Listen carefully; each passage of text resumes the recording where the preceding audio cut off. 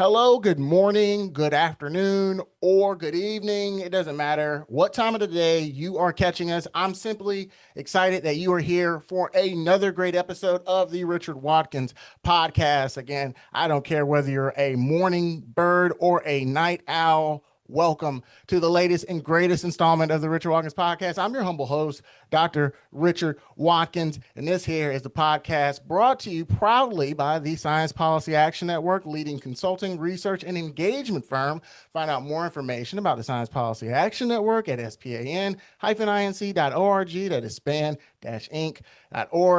Now, with that out of the way, let's get the proceedings proceeding because we have an absolutely amazing guest today. It is my honor to introduce Mayor Barbara Foushee of Carrboro. Mayor Foushee made history as the first Black woman to serve as mayor of Carrboro and only the second Black person to hold the position since being elected in 2017 and re-elected to serve a second mayoral term in November 2025. She has championed housing access and affordability, inclusive community engagement, and community-centered policymaking. Beyond presiding over town council meetings and representing Carrboro at civic events, Mayor Foushee has served in numerous leadership roles across the region, including chairing the Orange County Partnership to End Homelessness. A dedicated community servant, she is deeply engaged through her church,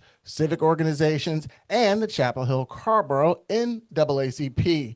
Professionally, Mayor Foushee is a senior technologist in a molecular oncology laboratory in Research Triangle Park, with a career rooted in clinical laboratory sciences. A graduate of St. Augustine University, she continues a legacy of leadership alongside her husband, Mr. Braxton D. Foushee, Carrboro's first Black alderman. Mayor Foushee, thank you so much for joining us here on the Richard Watkins Podcast. It's my honor and privilege to bring you on today. Did I get that introduction right? You know what, Dr. Watkins, you did not have to read all that, okay? You did not have to read all that, but I so appreciate it and just really honored to have an invitation to be here with you this afternoon. You know, talk a little bit about being the first Black woman mayor of Carrboro, North Carolina, and I guess we'll probably even talk about how I got here.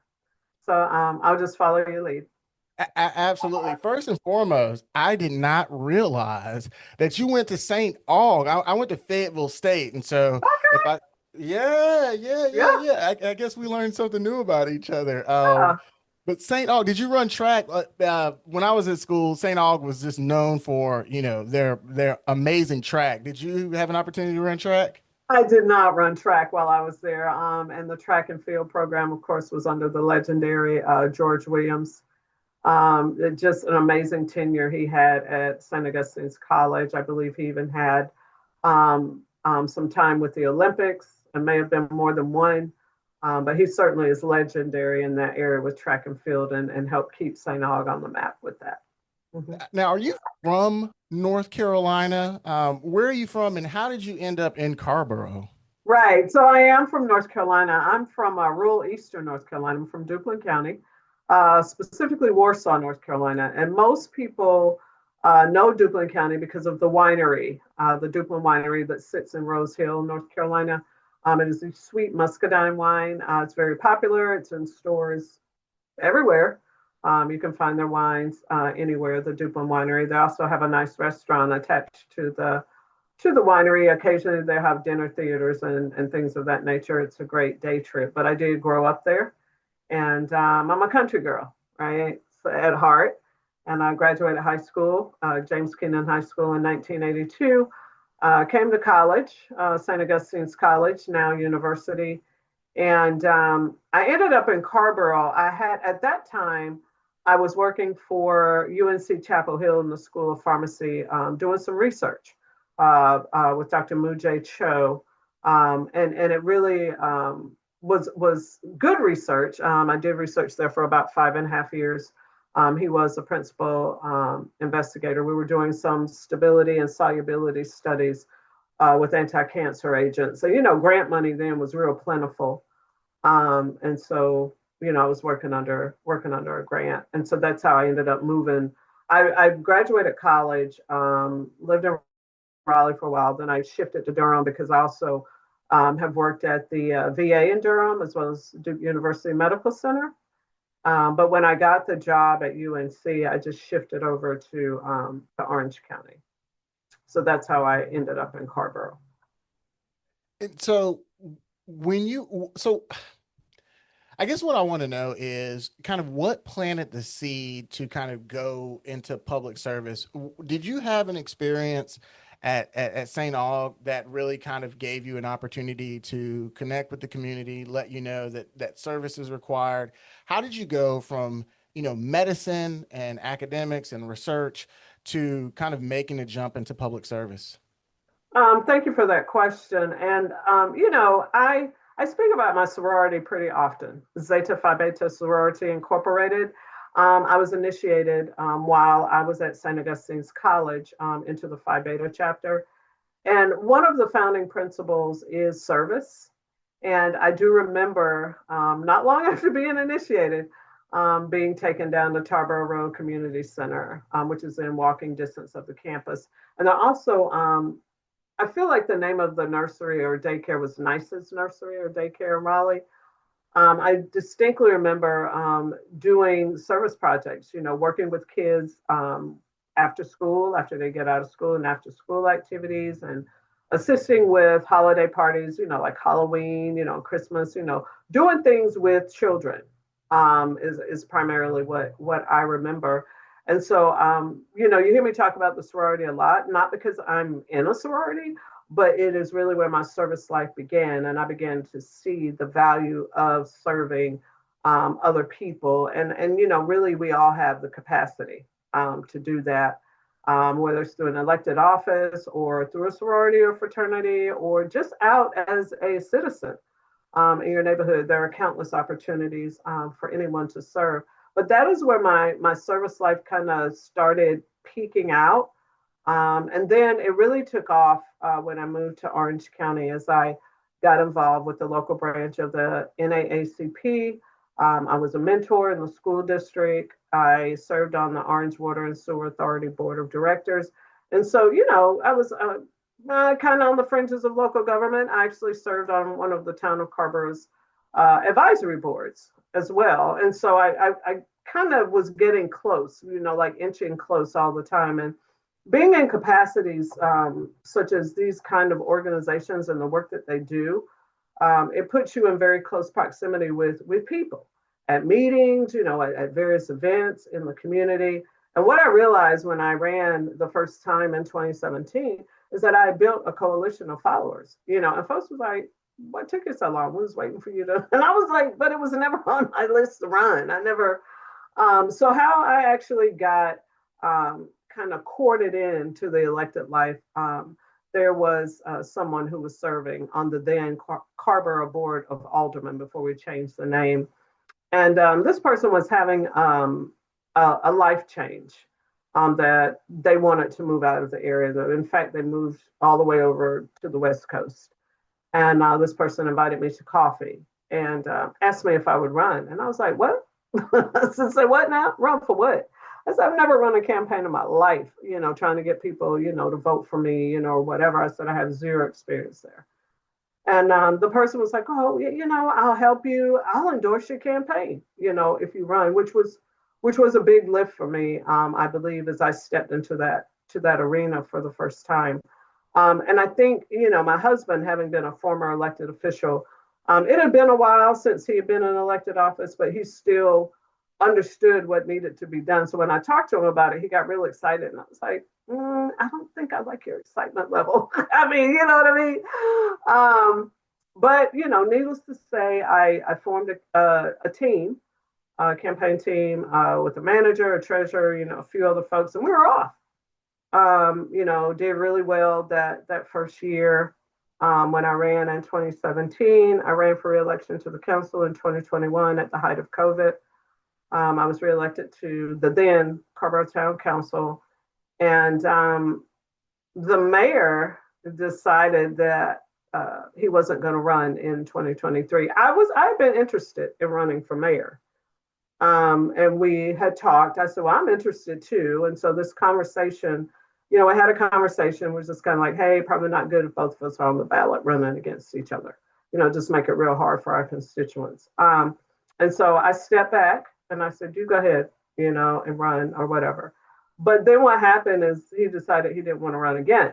The mayor's terms in Carrboro, Durham, and I believe Raleigh as well is like 2 years. So we have to run every 2 years, whereas the council seats are every 4 years on a staggered term. And so when he announced that he wasn't running, he called me, he let me know, and I was like, say what? And he said, I'm not going to run again. I was like, but you've only served one term. And he said, well, I have served one term, but I've been on the council for a decade.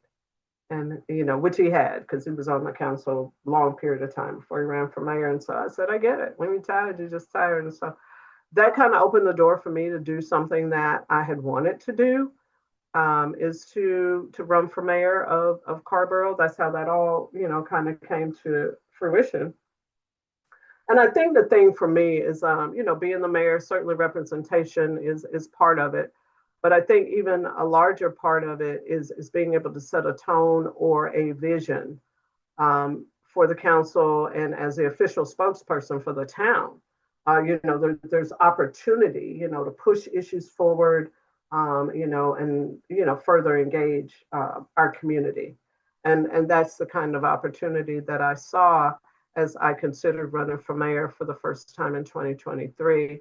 Let me see. I did run unopposed. Not sure how that happened, but I did run unopposed. But everybody will tell you she ran a campaign like there was 15 people on the ballot, right? So I did everything. I ran a very full campaign, even though I ran unopposed. And in general, that is who I am, right? In elected office. Campaigns are busy, it takes time and energy, I have to raise a little bit of money, and get out and be in your community more so than when you're not campaigning. And I think that was one aspect that I really like. We are a small community, about 21,500 people, but with like any community, there are pockets of communities, these pockets, they have issues here. You might be something with safety over here, might be something with housing in another part of the community. So there are various issues, and we tend to have a very engaged constituency here in Carrboro. And so the campaign time is a great time for me to just be out more in public and really be accessible to folks. I think, if you're running for elected office, you're signing up to be very accessible to your constituency so that they can have access to you pretty much anytime they need it for whatever questions or issues that they want to bring forward to you. And I pride myself on that. Folks say there's got to be more than one of you. We see you everywhere. But, that for me is a, kind of like a central focus, not only when I'm campaigning, but also when I'm not. I'm constantly looking for ways to be places and reach out to folks and make sure that they know what's happening and what kind of decisions are being made at town hall. So I'll stop there. As you can see, I could just go on and just go right on until an hour from now, but it's your show. Oh, no, no, no, no, no. I am nothing but a humble host. It's all about the guest. It's all about the guest. I should have said it at the beginning for a little bit of housekeeping. If you got something to say, just keep going. It's all for good television. Thank I you. just wanted to know, but what is the significance of running a campaign though you are unopposed? Why is that important? I think I know that it's important to me because I feel very much like, regardless of whether you are, running against someone or if you're running unopposed, you are still courting the constituency to see you, to listen to you, and hopefully ultimately to vote for you. And the only way to do that is to be out. Is the campaign, participate in these, the endorsement processes, if there are any, put out some signs, participate in the forums. This is how the constituency hears from you during the campaign cycle. And so even though I didn't have an opponent in 2023, in the core of my being, I said, I have to run this. I'm running for mayor for the first time. That's the first thing, right? So I'm running for mayor for the first time. And so I'm talking in a different tone now because I'm running for the big seat versus the council seat, that I had held for the last couple of terms. And so I wanted people to hear from me in that context. And so I'm showing up asking for your vote in a different office. But I'm going to run this campaign as if I have 15 people on the ballot. So that's why I just feel like it's important. And not everyone feels that way. Sometimes, folks, they run a race and nobody runs against them. They don't do much. But in my heart of hearts, that would not feel right to me. And so I just run the full campaign regardless. Just really quick, because people will watch this and, they want to know, what's it like to be you? They kind of want to know what a mayor does, what city council does, but also I try not to take for granted that they know all of the vocabulary terms that we're using. What is an alderman?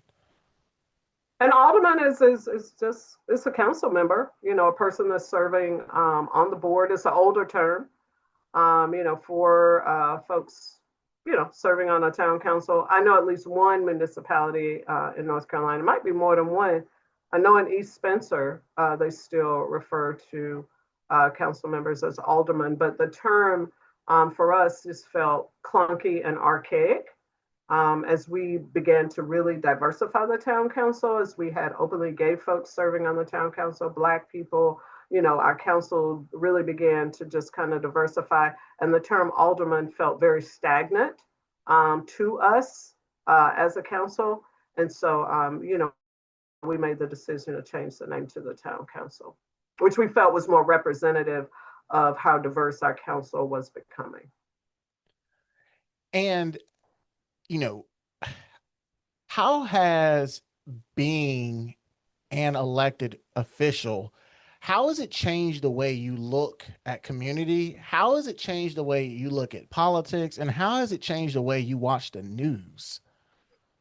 Yeah, so let me answer that last question first. I try not to watch a lot of the news. I am a mayor of a municipality, and sometimes it feels very much like we're in a safe bubble, if that makes sense. Here, we have had community members that have been impacted by, the things that have been happening at the federal level as everything started to be rolled out and revealed last year. And we've actually had some of our residents come into council chambers and talk about jobs being lost and, the different things that were happening as a result of a new administration coming in and occupying the White House in Washington, D.C. So you know, it was a painful year last year, particularly the beginning of the year, and just kind of moving through the year, and all the things that are happening. But as a mayor, I really, really try to keep a positive, upbeat tone, even in the face of all that we all are facing. What is happening around us. I try to be positive, upbeat. Remind residents and anyone else that wants to listen, this too shall pass. It's not always going to be the way it is. We kind of just have to, hold our position, right? Hold our mule, if you would, until, that change does come. And rest assured, it will come. We just have to wait it out, not get weary, don't faint. You know what I'm talking about, Dr. Watkins. We got to hold on, until that turn actually occurs. So as a mayor of a municipality, I'm realistic, when things are happening, particularly as it was related to ICE activity. When that really started to escalate and the fear just really started to set in everywhere. So I'm always realistic with our residents, but top of mind is community well-being and safety here in the town of Carrboro, as it is with most mayors across the country. And so I just kind of lean into that, and I do the job that I was elected to do. I don't allow myself to be swayed and turned and flailing in the wind, with everything that happens above my head. There are certain things here that we control as the council members at the local level. There are things above our head at the North Carolina General Assembly because we do work from their statutes.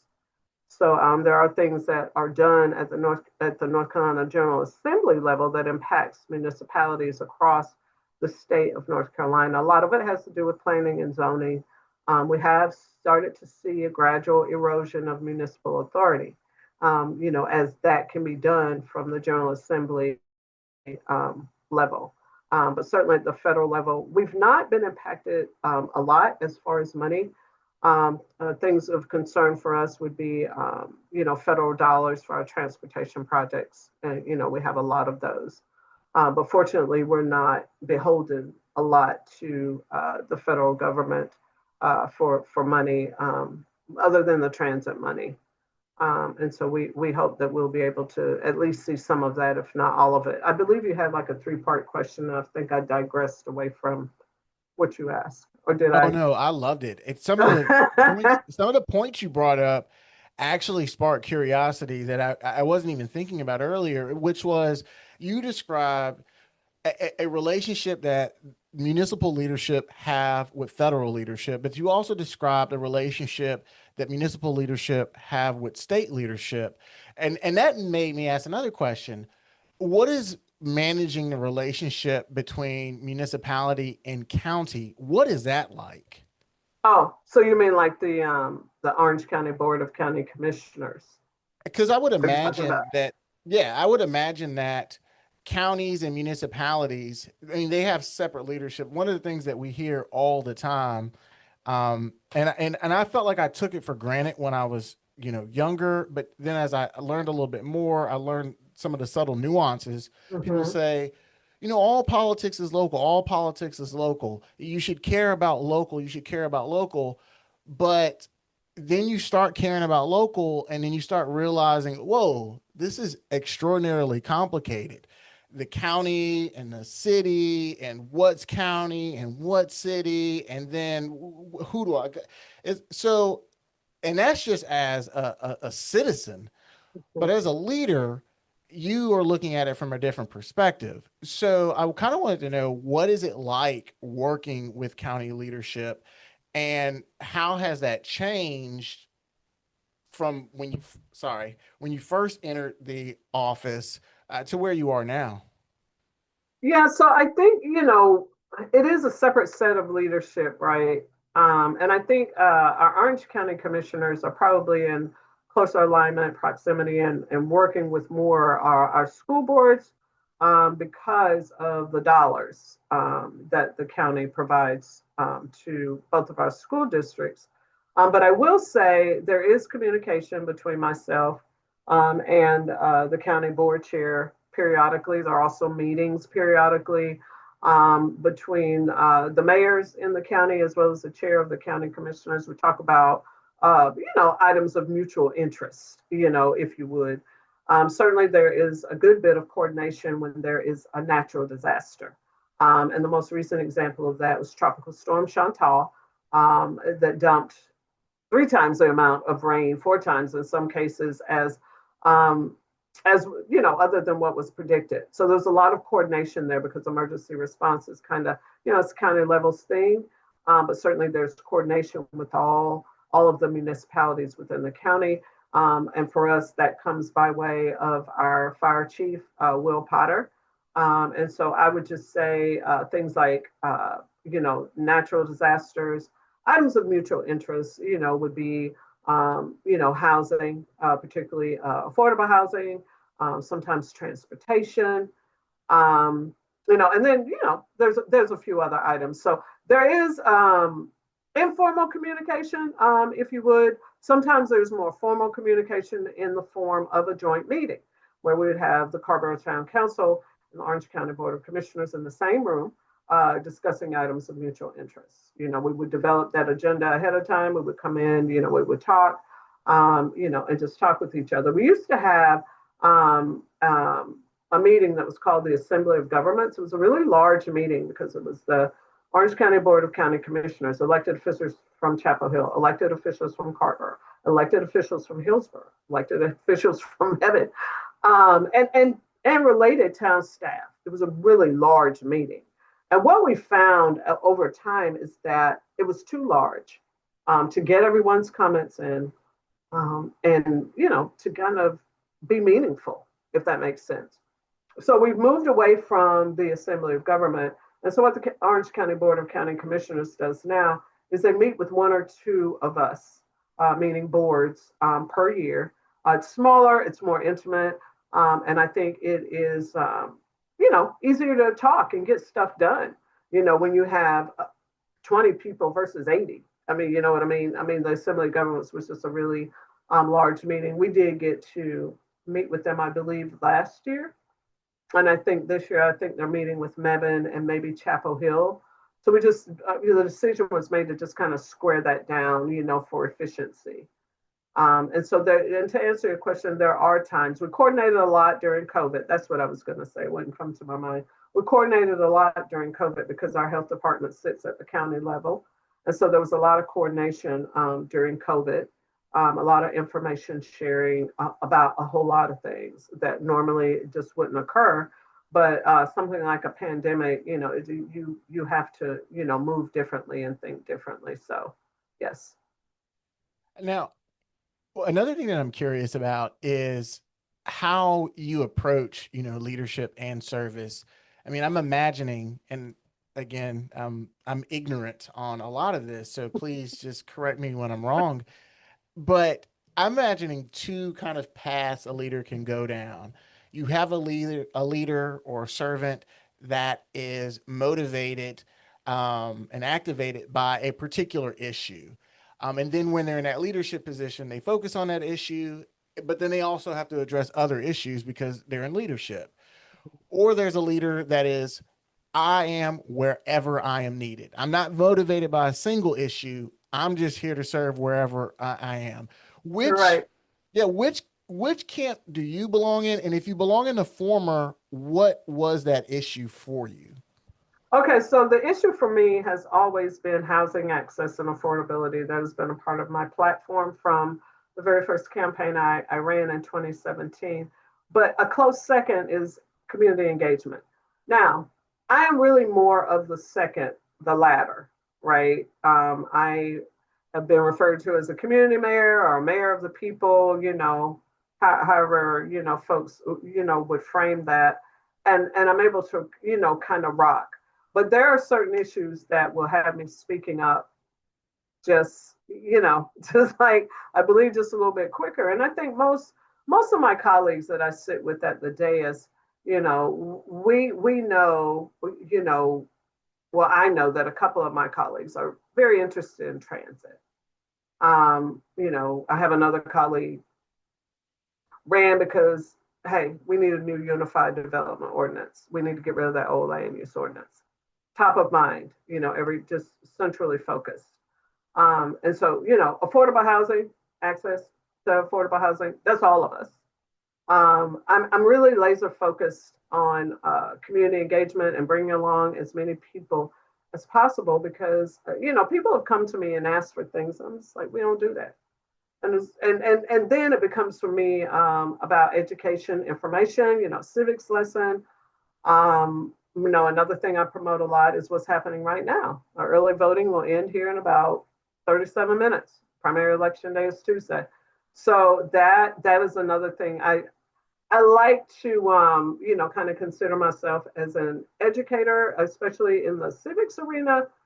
If I don't know it, I'm definitely going to send you to somebody that does know it because I want you to have that information. A lot of things happen at town hall. There's a lot of resources that are couched with the town. And I think just sometimes folks just don't know. And then sometimes folks ask me stuff. I was like, we can't do that. It's just like, it's not legal. Like, we can't do that. And I was like, oh, I said, no. And another thing about my mayorship, I'm a voting mayor. So I vote on every issue at the dais. My mayor colleague in Hillsborough, Mark Bell, he's not a voting mayor. He votes in the event of a tie. I have a sister mayor over in Zebulon. She's a tiebreaker mayor. And so I believe I would rather be a voting mayor. I mean, you know what I mean? I don't want to break any ties. I think I want my voice heard through my vote on every issue that comes across the dais. So I think that that's really important. But of course, there are municipalities across the state of North Carolina that do have tiebreaker mayors, and some of them like it. They're like, hey, we don't have to get into all that and be explaining why we voted. But I said, I would want to do that. Right? Because, like, what are people voting for you for? Based on what? You're not voting for anything. You're not. I don't know. I like being a voting mayor. I would just say that. So that's an interesting question. So another way somebody can mistakenly look at the role of mayor is just another council member, but with more glitz and glamour. Mm-hmm. Are they off in that view of a mayor? And if they are, what are some of the additional responsibilities of a mayor that people might not be aware of? Yeah. So I get called to speak at a lot of places. I was at a ribbon cutting yesterday, so I get called to a lot of those when new businesses open within the community. We opened our thrift shop reopened in Carrboro yesterday on our new brand.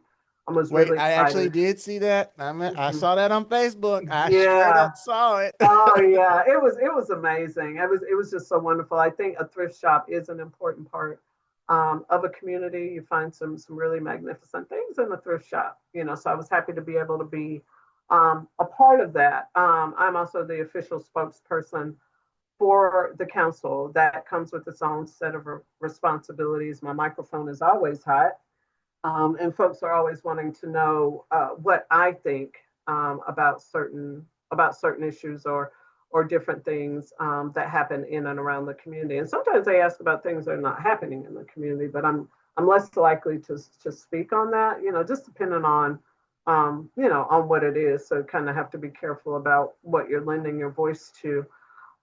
So I've heard somebody else describe it as a ceremonial position. I don't view it as a ceremonial position because I am a voting mayor and my vote does count. I am one of seven. And, it's really about building consensus with my colleagues around any issues that come across the dais and making good decisions for our community, not just for now, but for years to come. So it's a busy position. It's an all day kind of like position. I have a full time job as well. I work Monday through Thursday out at Research Triangle Park. But my mayor's hat is always on. There's an email, there's a text message, there's a phone call, there's a meeting I have to be in.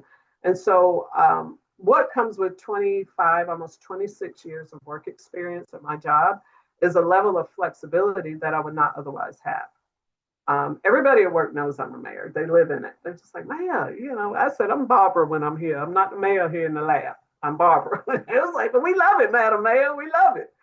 And then Oh, sometimes by the people, way, that is wild to actually think about, right? Like being an employee one day and then being a mayor the next day. I mean, I imagine that those kind of what is it called when I'm escaping the term. When somebody brings you in and they give you like fives, exceed expectations. You know how you sit is down it and like you talking about a performance review or something, or yeah, some kind of hey, I can't appraisal? imagine if I had a performance review after I became mayor. I'm like, bro, you might as well ball that up, throw that away, because I'm brand new right now. I'm a Oh mayor. You ain't my, about to give me.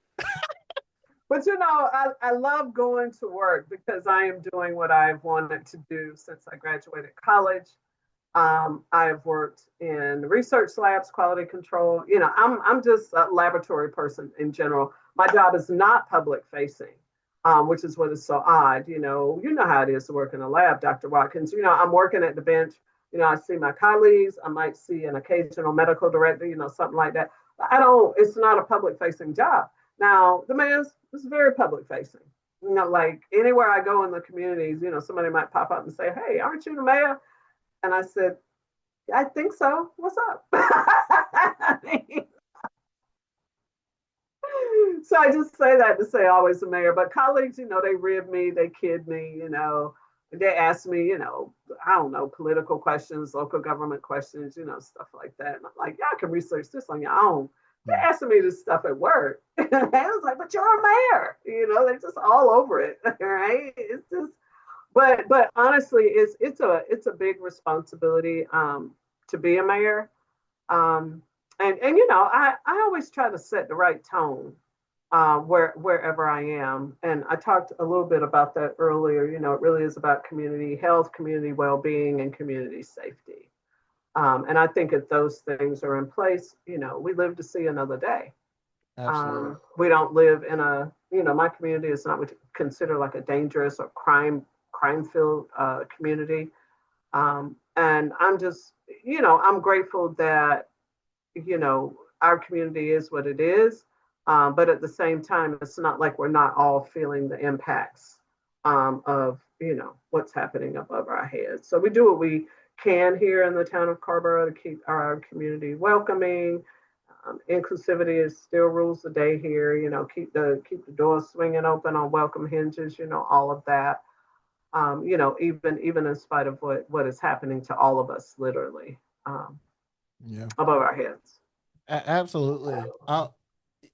What always happens, and I am extraordinarily blessed to be able to host this podcast. I'm able to talk to the brightest minds in the entire world, and today is absolutely no exception, but it's also a curse because I think that I have all the Sure, time in the Dr. White. world. I'm like at 30 minutes, an hour, and then I blink and it's over. And after the interview, I end up kicking myself and I'm like, I should ask this, I should ask that. And, I'm a terrible podcaster.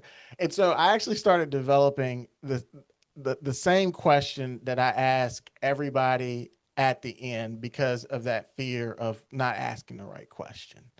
And that is, Mayor Foushee, what question should I have asked you? And then after you tell the audience how I didn't ask the right question, you can then proceed to answer that question. Mayor Foushee. Dr. Watkins, I really believe your line of questioning has been on point. I think your goal was, I do. I think your goal was for me to give a snapshot of from whence I've come, and just kind of how this trajectory has taken me into elected office here in the town of Carrboro for almost a decade. It was not on my bucket list to be an elected official, but I was talking with somebody earlier, one of my younger sorors who's about to graduate from UNC Chapel Hill in May and is really stressed out about, trying to get a job and going into the adult world, and leaving college life. And someone was sitting next to me, and they said, "Hey, you know what? It's all about the pivot. You're over here worrying about your future, and you're trying to really map it out, and got this little narrow road here where you just want to get the job and make the money and have enough to pay your bills, and all this stuff." But in reality, it may just be about your ability to pivot and to be nimble in the face of change. And I think young people that are graduating college and starting to move in this day and age are really going to have to be very versed in the pivot and to be nimble. It's different than when I was coming up. I mean, it just, I just everything just kind of was pretty solid and it just moved along the way that it should, and nothing. I'm not saying that I've never had to pivot, because I have, but I think it's become the norm here, because things are just kind of moving, so quickly. One day it's this way, the next day it's that way. And job market's not that great. Inflation is on us, and so these things, tend to change the way that we think and ultimately how we move and what we do. And so this is what we were trying to, kind of tell this young person who was about to graduate from college. But I say all that to say that this mayorship, and I tell people, this is not anything that I on my own would ever find myself in. I do believe that there's this calling, and I think all of us have callings on our lives. We have seasons that we move in and out of, and we're doing things that we just like, where did this come from? It's just kind of like, I never want to do this. What am I doing? And so, I always tell folks, this is not about me. It has never been about me. I'm just a vessel. vessel for service, to serve folks and to do what I've been called to do. What I will say, folks talk about me being the first Black woman mayor of the town. Please don't let me be the last, is also what I would say. And a lot of my joy, in this position, it's not designed to be joyful all the time. That's just not what the position is about. But a lot of the joy in my position not only comes from serving my constituency and solving problems for folks and creating policy that works for people, but it's also being a motivator, inspiring. When I get to speak to kids or kids come to town hall, I had a group of young girls to come to town hall a couple of weeks ago, and the girls, the name of the group was Empower Her Crown. And so the girls, they came in, they were really just in awe, you a mayor, and then the town manager came in. She's the first African-American female town manager that the town has had. Her name is Patrice Tony, and I do mention her name. She's been absolutely wonderful, very transformational service. And she's been here it'll be 2 years in May. But, she's been absolutely amazing. The council and I, we're very pleased with her and the service that she is providing. But the motivation and inspirational part is really important. The elected life is not for everybody, but maybe you find something else to do in your community, right? Or somewhere else in the world. But the young girls in that group, I mean, they were in awe, right? And at the same time, everybody wanted to sit at the council dais. I told them, I said, y'all wouldn't want to sit on here on Tuesday night when the council meeting is going on. I said, you want to get up and run. Right? Yeah, it's like 11 p.m. and you're like, oh my God. That's when the real work happens. But I have a good set of colleagues, good set of folks that I sit with at the dais. I think we do good work within the community. Do always get it right? Negative. There are no perfect elected officials anywhere. I mean, you talked earlier about coming off your podcast and just like, dang, I just had so and so. I should ask them this, or I should ask them that. I come home after a council meeting, sometimes I'm saying the same thing. Hey, why didn't I answer that question? I didn't say enough when I voted on that item. I could have handled that differently. So it's the same thing. It's a dynamic atmosphere in a council chamber. So sometimes, I get time to write some notes and I say pretty much what I want to say. And then there are other times, when it just spins in a whole different direction and just kind of like, okay, wait. Then you just kind of have to figure it out. So yeah, that's what I would say to your question. But your line of questioning was solid. I thought it was good. And that's how I would just kind of end up here. Mayor Barbara Foushee of Carrboro, North Carolina, thank you so much for being with us today. It was an honor, a blessing, a privilege. I enjoyed every second. Thank you so much for being with us today. You're so welcome. Thank you for the opportunity. And this has been another episode of the Richard Watkins Podcast. I have been your humble host, Dr. Richard Watkins. Remember, the Richard Watkins Podcast is a proud production of the Science Policy Action Network. And remember this, that the future is not something to wait for. It is something to build. Until next time, take care.